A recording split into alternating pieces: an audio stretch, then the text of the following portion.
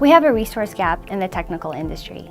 And what this means is we need to improve the diversity in the workplace, as well as we need to increase awareness to the younger generations about this industry.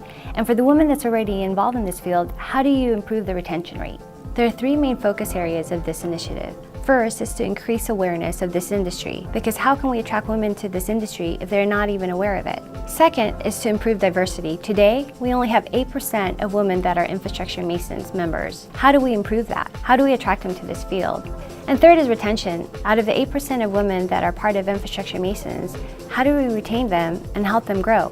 What I've found is that when you have a diverse perspective, it opens up a conversation and progress actually gets made a lot faster. I've found in my own experience that just having that different perspective to add to the conversation makes the whole dialogue go further and deeper faster.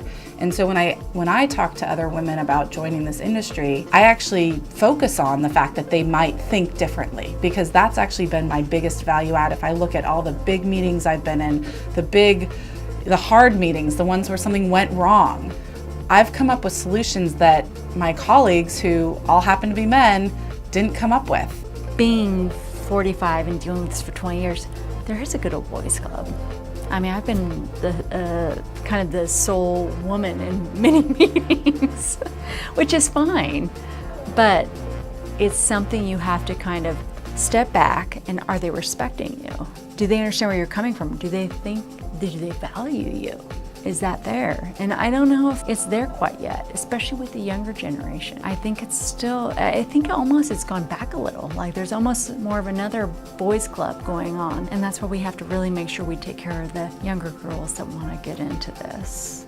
Regarding the opportunities for women in infrastructure side, definitely networking. That's one side. They can feel a lot of excitement therein, and the infrastructure side consists of a lot of other necessary and exciting component, which includes like data center and a lot of the hardware and system technologies that will make people's life more colorful and interesting. I think not a lot of people know the beauty of infrastructure. So I think one of the most important thing is how you're going to advertise and tell people the fantastic side of it and get more people to know about it.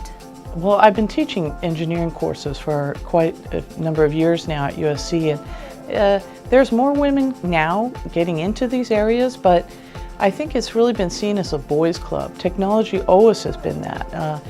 It's almost these divisions of nature and culture. These go back eons, thinking that men are the mechanical ones. Men are more interested in technologies and things of that nature. So I think that it's kind of seen as a boys' club, and in many ways it is. The numbers reflect that up here in Silicon Valley. So the idea of seeing more role models that are working in this area, seeing women's faces on panels, seeing women's faces in the media on YouTube and things like that, where girls can look and say, oh, that looks like me, and that's someone that they can relate to. So it's sort of a role model issue too. People can get involved by joining Infrastructure Masons, and you can learn more about the website by going to imasons.org.